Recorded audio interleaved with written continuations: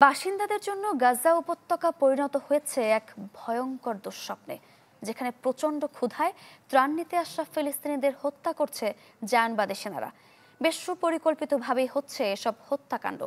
Israeli সংবাদ মাধ্যম হারেজকে দেওয়া সাক্ষাৎকারে হত্যাযজ্ঞের বর্ণনা দিয়েছেন আইডিএফ সদস্যরা।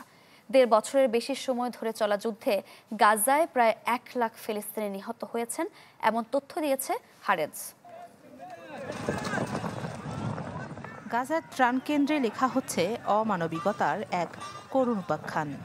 ক্ষুধার যন্ত্রণায় যারাই খাবারের লাইনে দাঁড়ান তাদেরই পড়তে হয় দখলদারদের মেশিন গান, কামান আর ড্রোনের নিশানায়।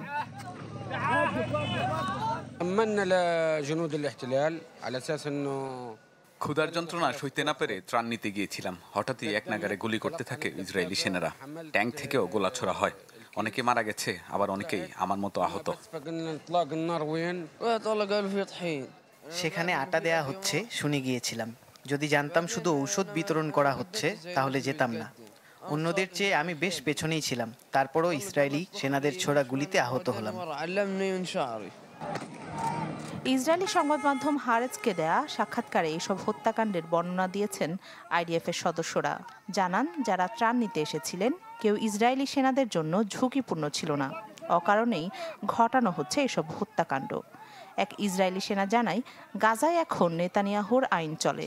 মৃত্যু বিশেষ কোনো প্রভাব ফেলে না এই উপত্যকায়। মে মাসের শেষের দিকে সীমিত পরিসরে গাজায় ত্রাণ বিতরণ শুরুর পর থেকে আন্তর্জাতিক সংস্থাগুলোকে বাদ দিয়ে গাজা মানবিক ফাউন্ডেশনের মাধ্যমেই ত্রাণ সরবরাহ করছে দখলদার ইসরায়েল।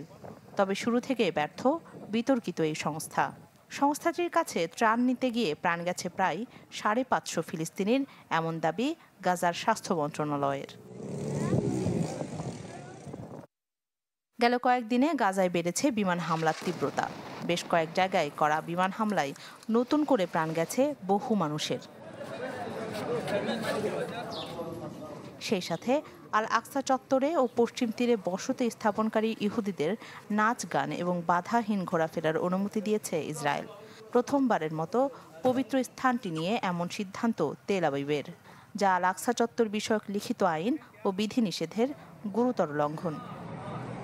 রাখি জেসমিন, চ্যানেল 24। এসএমসি ওটসালাই এলো আরো উন্নত নতুন প্যাকে। জীবন বাঁচায়, জীবনকে এগিয়ে নিয়ে যায়।